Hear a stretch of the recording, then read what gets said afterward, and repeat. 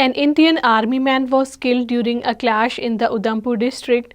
The army man was killed in an attack during a cordon and search operation in the Dudu Basantgarh area of the district. An Indian official told the media men that the armed forces had launched a cordon and search operation in the area. He said that the forces opened fire, which was retaliated to, triggering an encounter. Complete shutdown will be observed in occupied Kashmir tomorrow on Friday against the controversial Waqf Amendment Act and the issuance of tens of thousands of the domicile certificates to the outsiders.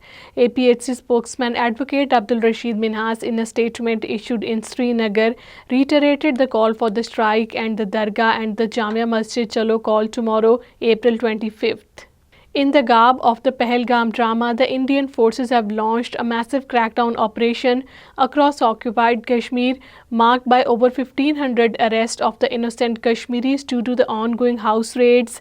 The inmates reported threats, intimidation, and harassment by the Indian forces personnel. The Indian Army and the paramilitary and the SOG personnel made the arrest during house raids in different areas of the Srinagar, Islamabad, Kulgam, Pulwama, Shopian, Ganderbal, and the Budgam districts. A senior journalist was hospitalized after he was brutally assaulted by the BJP leaders while covering a protest in the Kathua district, leading to the protest by the journalist community in the Jammu and the Kathua. Senior journalist Rakesh Sharma, who is a reporter of the Dainik Jagran, was hospitalized after he was assaulted while covering a BJP protest over the Pahalgam incident at the Kalibiri Chowk in the Kathua district. The journalist community has strongly condemned the attack on the reporter.